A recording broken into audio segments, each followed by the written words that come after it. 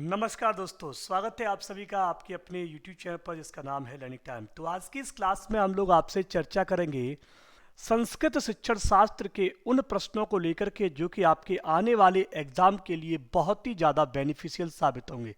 तो गाइस शुरुआत करते हैं पहले प्रश्न की। अगर आपने अब तक वीडियो को लाइक नहीं किया है तो वीडियो को लाइक कीजिए।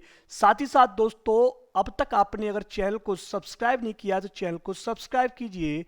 साथ ही साथ आप कमेंट कीजिए और वीडियो को अपने मित्रों के साथ शेयर कीजिए, जिससे कि साथ वे भी हमारे साथ जुड़ करके इस तैयारी में अपना योगदान दे सकें और हमारे साथ अच्छी प्रकार से खुद को तैयार कर सकें आने वाले एग्जाम के लिए और अन्य सारी चीज़ों के लिए। तो मैं आगे बढ़ता हूं और यहाँ पर देखते हैं हम लोग पहला प्रश्न कि महाकवि कालिदास कति नाटकानि विचरन्ति। भाई नाटक के बारे में पूछा है कि कालिदास ने कितने नाटक लिखे थे। तो भाई ऑप्शन दिया हुआ है 6, 1, 4 और दूसरा ऑप्शन दिया हुआ है 3। तो अगर आप लोगों को पता हो तो एक तो कालिदास का नाटक है जिसका नाम है दोस्त अभिज्ञान शाकुंतलम। क्या है? पहला नाटक अभिज्ञान शाकुंतलम, दूसरा नाटक मालविकाग्निमित्रम और तीसरा नाटक विक्रमोर्वशीयम। इन 3 नाटक के अलावा मैंने इनका चौथा नाटक नहीं देखा, तो मैं समझता हूं कि इन्हें 3 ही नाटक लिखे हैं। तो आपको कौन सा ऑप्शन सही होगा? यहां पर आंसर मिल गया भाई। कौन कौन से नाटक लिखे हैं?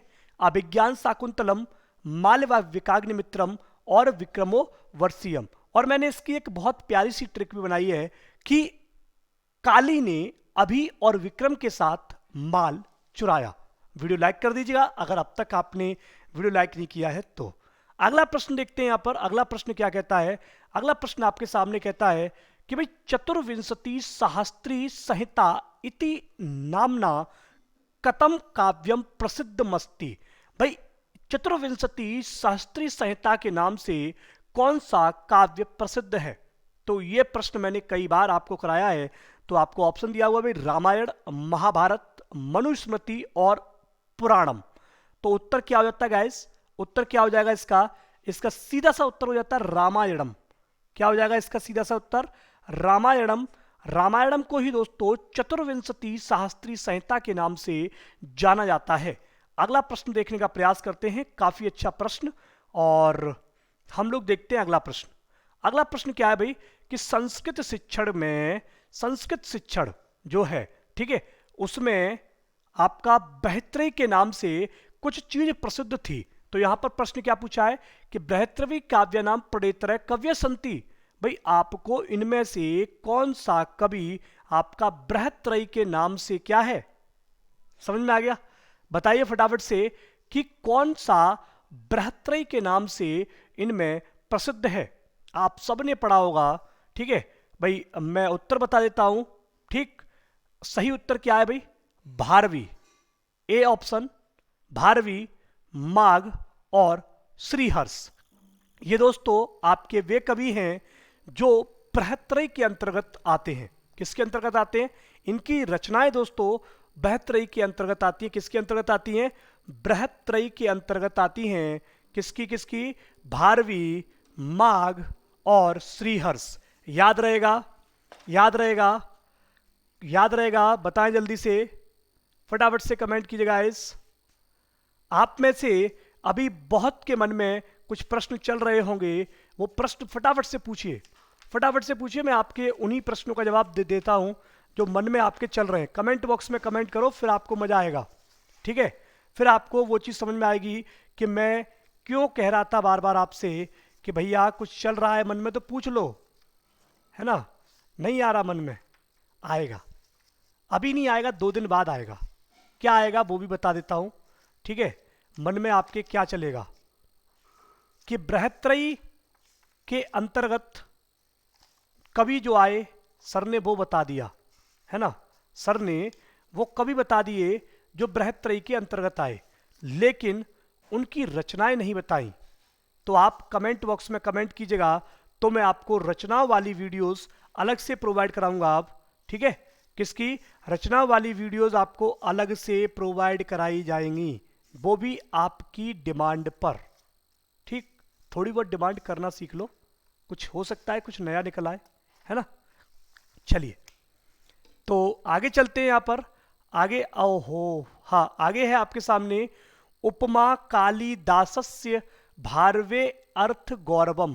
भाई आपको बताना है कि इनमें से कालिदास की उपमा किसको किसको प्रदान की गई है। दंडिन को, पदल पदला लित्यम को, एक और कोई है भाई जिनमें कालिदास के अर्थ गौरवम की तुलना की गई है। श्रीहर्ष, वाल्मीकि, भासे और मागे। तो दोस्त बताएंगे इसका उत्तर। प्रश्न नंबर 4 का सही उत्तर क्या होगा? बिल्कुल भाई माघ। माघ दोस्तों इसका बिल्कुल सही जवाब है, क्लियरली एकदम पॉइंट। आगे चलते हैं, अगला प्रश्न देखते हैं। अगला प्रश्न क्या कहता है? कमेंट शेयर लाइक जरूर कीजिएगा वीडियो को, ठीक है। अगर आप नहीं करते हैं तो ये समझ रहे हो ना, मतंग ऋषि। महाकवि दंडिन रचना न विद्यते। भाई महाकवि दंडी, दंडी की रचना दोस्तों इनमें से कौन सी नहीं है? भाई काव्यदर्श की बात करें तो काव्यदर्श दंडी की रचना है। दशकुमार की बात करें तो दशकुमार दंडी की रचना है। फिर प्रश्न पूछा गया इनमें से कौन सी रचना नहीं है, तो वासदत्ता। कौन सी बच्चा?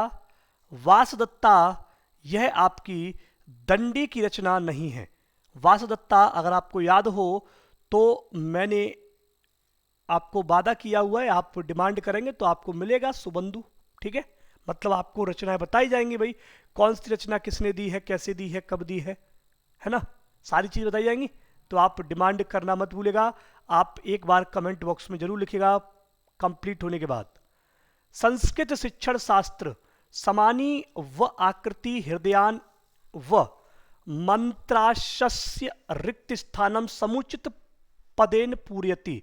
समासनम, समानम, समानः, समानानि और समाना।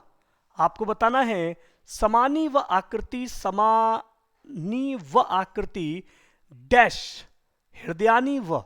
भाई आपको बताना है कि इसमें, इस मंत्र में, इस ये जो मंत्र है ये एक मंत्र है, ठीक है। इसमें अब सही उत्तर क्या होगा? प्रश्न नंबर 6 आपके सामने। तो दोस्तों समानी व आकृति समाना हृदयानि व, यानी कि सीधा सा उत्तर है इसका डी ऑप्शन। कौन सा? इसका सीधा सीधा ऑप्शन है डी ऑप्शन। आप वीडियो को लाइक कीजिए और शेयर कीजिए अपने मित्रों के साथ। चलते हैं अगले प्रश्न पर। अगला प्रश्न आपके साथ कहता है कि नाट्य शास्त्रम केन विरचितम। भाई नाट्य शास्त्र किसके द्वारा रचित है? बता दोगे कि भाई नाट्य शास्त्र किसके द्वारा? भरत मुनि के द्वारा। सबका उत्तर आने लगा है। किसके द्वारा भैया? भरत मुनि के द्वारा रचित ये आपका एक नाट्य शास्त्र है। क्या है? नाट्य शास्त्र। क्लियर हुआ? क्लियर। चलिए दोस्त चलते हैं आगे, अगला प्रश्न देखते हैं। पठन कौशलस्य विधि वर्तते। भाई इनमें से आपको बताना है कि पठन कौशल विधि वर्तते क्या होगा? अक्षर विधि, शैक्षिक भ्रमण विधि, कथन विधि और अभिव्यक्त विधि। बताइए फटाफट से इसका सही जवाब। भाई पठन कौशलस्य विधि वर्तते। भाई शैक्षणिक भ्रमण आपका पठन कौशल से संबंधित नहीं है। कथन विधि आपका पठन से नहीं है। आपका कथन विधि किससे है? उच्चारण, मौन वाचन से संबंधित। अभिव्यक्ति, आप किसी को एक्सप्रेस कर रहे हैं। भाई आपकी जो पठन कौशल की विधियां हैं, मैंने कई बार आपको बताया होगा। अक्षर विधि आपका सही जवाब है। सभी लोग वीडियो को शेयर जरूर कीजिएगा। प्रस्तावना विषयम या प्रस्तावना विषयो स्थानम तुलना सामान्यकरणम प्रयोगाश्च ऐसा पंचपदी केन प्रयुक्ता। भाई ये 5 पद आपको बताए गए कि प्रस्तावना हुआ, विषयोपस्थानम हुआ, तुलना हुआ, सामान्यकरण हुआ, प्रयोग हुआ।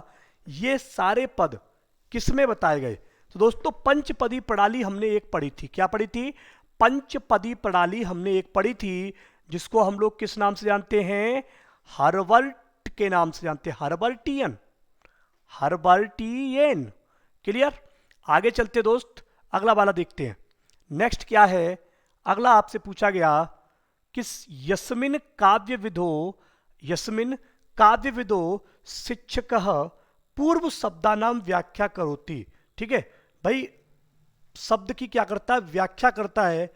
ततः परम श्लोकास्य अर्थ कथयति, उसके बाद क्या कहता है भाई, उसका अर्थ कहता है। पहले व्याख्या करता है फिर अर्थ कहता है।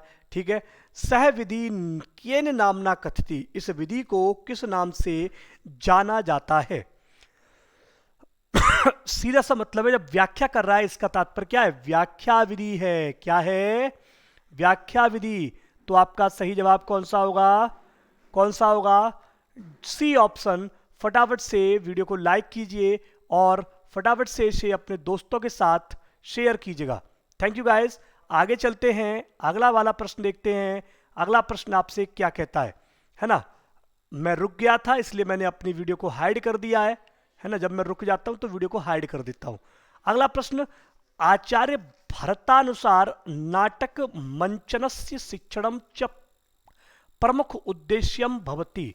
भाई आपको बताना है कि इनमें से आचार्य भरत के अनुसार, आचार्य भरतानुसार, है ना, जो भरत हैं उनके अनुसार नाटक का मंचन का प्रमुख उद्देश्य क्या होता है। विनोदनम, भाई हितोपदेश, हित का उपदेश देना। विनोद माने सामने वाले सभी जन को एकत्र एक ही भाव, एक विनोद भाव देना। विश्रांति जननम, भाई उनको एक आश्रय टाइप कि भैया हाँ आपके साथ ये हो सकता है ना, या उनको एक विश्वास जागृत करना। एतानी सर्वाणी, भाई उत्तर क्या हो जाएगा, तो भाई नाटक मंचन से शिक्षण से, दोस्तों नाटक मंचन शिक्षण का प्रमुख उद्देश्य क्या है, एतानी सर्वाणी। क्या है बच्चा, एतानी सर्वाणी, याद रहेगा, एतानी सर्वाणी। अभी दो प्रश्न और देखते हैं तेजी के साथ और फिर हम लोग आगे बढ़ेंगे, है ना। फटाफट से वीडियो को लाइक करें और शेयर करें।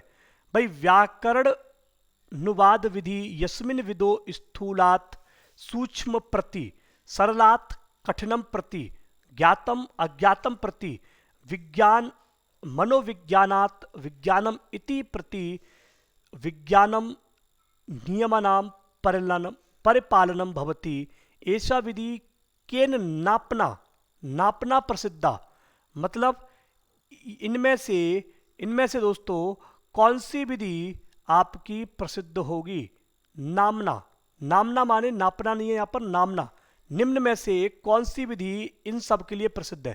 भाई सबसे पहली व्याकरण अनुवाद विधि।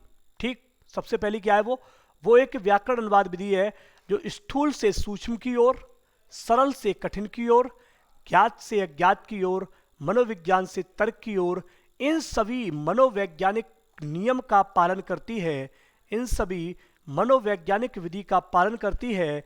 तो इनमें से कौन सी विधि आपकी क्या है, प्रसिद्ध है। भंडारकर विधि, निर्बाध विधि, सरल विधि और व्याख्यान विधि। तो दोस्तों इसका सही उत्तर क्या हो जाएगा, इसका सही उत्तर हो जाता है भंडारकर विधि। दोस्तों कमेंट बॉक्स में कमेंट करके ये जरूर बताइएगा कि भंडारकर विधि किसके द्वारा दी गई, किसके द्वारा ईजाद की गई, या किसके द्वारा इसके बारे में बताया गया। तो साथियों आप सभी से हम लोग मुलाकात करेंगे। ठीक है, आप सबसे अब मुलाकात करेंगे नेक्स्ट वीडियो में। आप लोग नेक्स्ट वीडियो को अपने जाके लाइक कर लीजिए, शेयर कर दीजिए। Thank you, bye bye, take care.